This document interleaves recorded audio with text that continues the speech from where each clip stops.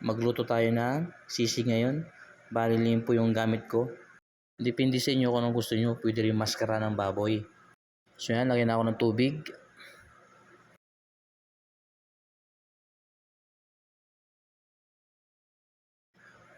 Lagyan tayo ng bawang.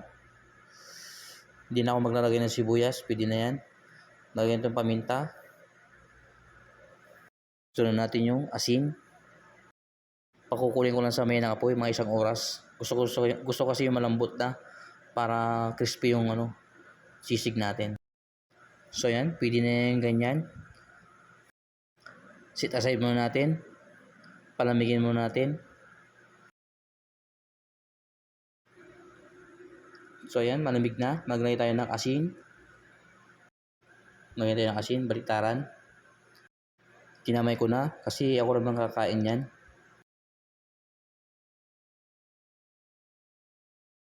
Tapos tusok-tusukin natin ng tinidor yan para crispy yung sisig natin. Kung gusto nyo, ihaw din, mas masarap din yun. Pero ang gagawin ko sa sisig, pipirito ko to. So ayan, malamig na yung baboy natin. Bali, pinunasan ko pa ng tissue yan para matanggal yung mga mantika pa, tapos yung basa-basa.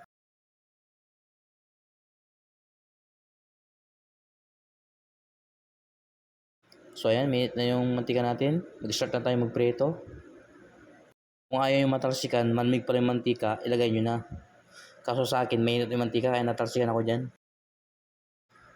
Para hindi kayo matalsikan, takpan nyo. Kasi yung talsik niyan, mas masakit pa sa break up. Kung gusto yung crispy, ito pwede rin iulit yung prito natin. Palamigin nyo lang mga 15 minutes tapos prito ulit. Pero sa akin, tama na yung ganyan. Tama na yung isang prito lang. So ayan, pwede na yan. Pwede na yung tad-tadin yan. Palamigin muna natin yung baboy natin. Saka tayo mag-start na magtad-tad. Depende sa inyo kung anong size yung gusto nyo. Paki-comment naman kung saan nakarating yung video natin. At kung sino mag-follow sa akin, pa-follow ko din. So ayan, aside na natin yan. Start na tayo magtimpla. Bali sibuyas na puti yung gamit ko rito. 1 piraso lang. Pero malaki yan. Sabay na natin yung 2 pirasong sili. Tapos siling pangsigang, 2 piraso. Maglagay na tayo ng calamansi juice. Kung may sisling plate kayo, pwede bang iluto yan sa lagyan ng star margarine o butter, pwede yan. Pero sa akin, tama na yung ganyan. Ako naman kakain yan. Lagay tayo ng mayonnaise. Yung sakto lang. Kung may utak na baboy, mas masarap yun kasi wala akong nabili.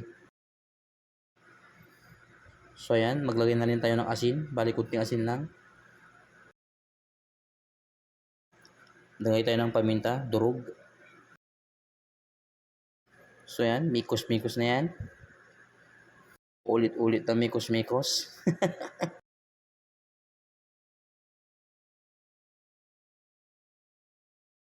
So ayan, yung finished product natin.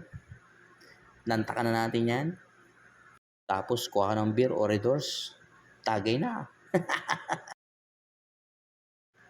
Salamat sa panonood.